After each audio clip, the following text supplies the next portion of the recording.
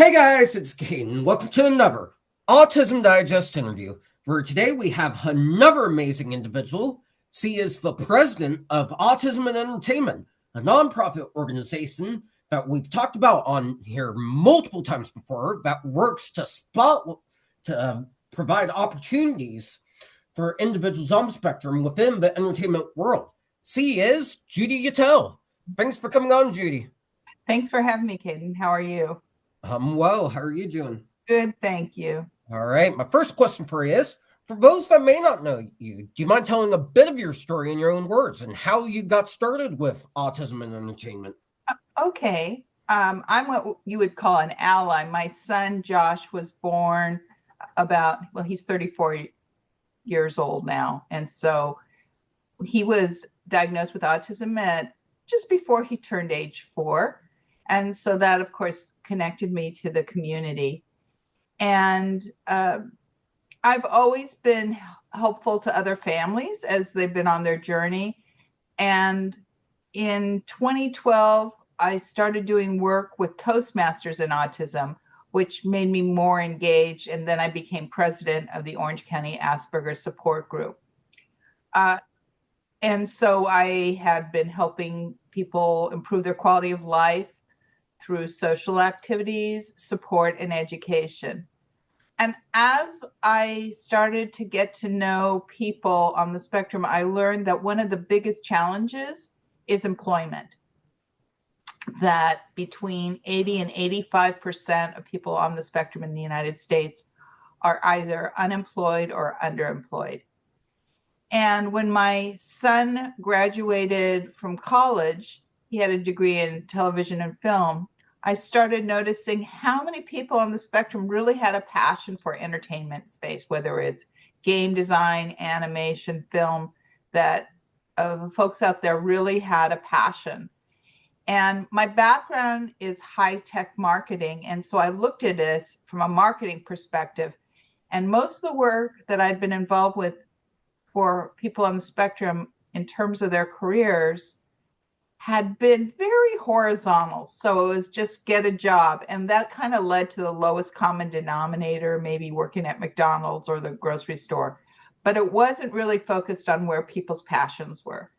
And so I decided to form the Autism in Entertainment work group specifically to focus on the vertical of entertainment.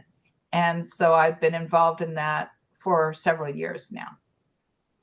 That's amazing, and I absolutely agree. More needs to be done to help autistic individuals gain meaningful employment. And Exactly. I've had a lot of summer jobs, and those took me at least a month at most to get because people don't understand autism. Employers, say when Yeah, they they don't, notice it. getting a job is really difficult, right? It's kind of a beauty pageant. And so when you're not comfortable speaking to people, that hurts you in your ability to find job. And it's even worse now because there's all sorts of barriers like this kind of computerized sorting through people's applications so that it's keywords and stuff. It's very inhuman. And then you add on top of that, some employers want you to take a psychological evaluation before you get a job, which makes it even harder. So it hasn't gotten any easier. So I agree. It's not easy for people on the spectrum to get work, and it's going to take effort from everybody to change that. Exactly. Exactly. And I didn't know that some employers had you take Oh yeah, psychiatric like getting a evaluations. job at Target, you have to take a psych exam. It's amazing. And you don't know how they're going to be biased. So it's very interesting. Yeah, exactly. And they can do all this legally? The Yeah, psychiatric evaluations? yeah, yeah. It's just part Oh, of their filtering process. I didn't know that.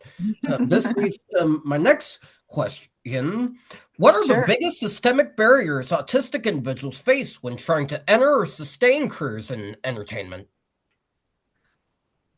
Well, first of all, entertainment is a very difficult field in general. It's hard for anybody to obtain a career in it because it's very, a lot of people are interested, and it's very competitive. It's also a field that personal relationships matter a lot. So you get a job because you know people and you've done the work. So those kinds of barriers of having to know people and be connected already makes it a challenge for somebody on the spectrum or even not on the spectrum to enter into the industry, because they may not have the context and have the experience they need to find those jobs. That makes sense. And I definitely know that it's the connections that matter, not just in entertainment, but in any field. Yeah. You have to be constantly networking. Yes. I've networked a lot. That's why I like doing these interviews, because I get to network and talk with people, and maybe it leads to something. Yeah, that's brilliant. Yes. Right. This leads to my next question. What misconceptions about autism do you most often encounter from industry decision makers, and how do you work to challenge them? There are a lot of misconceptions. So one misconception I had from somebody who's now part of our group was she didn't think people on the spectrum had good senses of humor. So she thought, oh, writing or editing or something like that, where you need to have a sense of humor, was something you're lacking. But there are comedians, there are plenty of people out there on the spectrum who have good senses of humor. Another misconception is, do you have the skill set? Do you have the patience to do the work? Again, it's exposing people to people with talent who are able to demonstrate some fabulous skills in all areas of the entertainment industry. Another bias maybe is your ability to deal with stressful situations. But again, I think it's showing people that you're able to deal with it.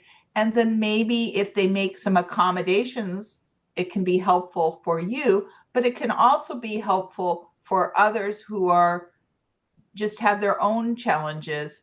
And if they're exposed to the ability to say, I work best when, to their employers, that they have a much better chance of succeeding. Yeah, I absolutely agree. And the humor one, we definitely know isn't true, because look at Dan Aykroyd and Tom Arnold. Exactly. They're both on the Exactly. spectrums, and they're both some of the top comedians in the world. Yeah. Well, I'm glad you're working to challenge them, which leads to the next question, going into the stories that are made about autistic individuals. How can those be better produced to ensure accuracy without being offensive? Well, I think first of all, everybody has to understand that there's just not one archetype for an individual on the spectrum, that just every single person is unique and different, has their own challenges, has their own strengths.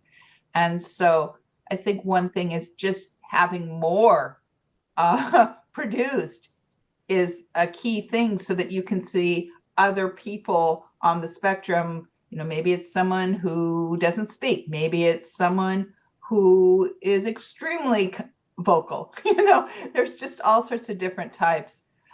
I think what I see as a best practice is always being inclusive of people on the spectrum in the production and in the writing of material. So to bring in consultants or bring in staff that are on the spectrum who are able to share their own personal stories and challenge any kind of biases that might be included, that might not be accurate in terms of representing a neurodivergent person.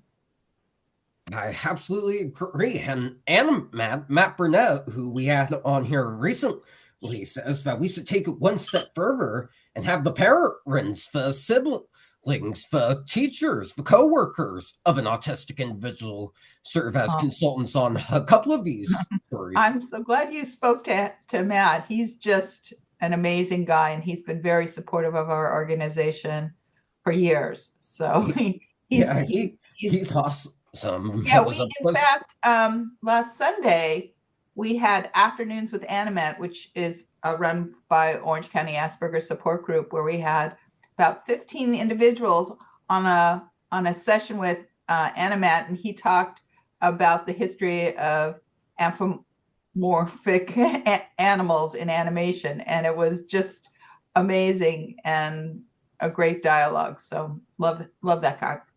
That definitely sounds epic. Again, if I'm ever in Horns County, I'll be sure to Oh, it was try to over catch Zoom. one of It was these. over Zoom, so you could have done it as well. Oh, good. And I have I'll have to see if I can attend the next one. Yeah. Anyways, that's going to do it for the of you guys. Thanks so much to Judy for coming on and sharing her story. If you guys want to see more amazing interviews, be sure to like, comment, and subscribe to the Autism Digest channel. Get yourself our latest issue by going to autismdigest.com and stay tuned for the audio file to be posted on our Spotify. Thank you so much for watching, and we'll see you in the next one.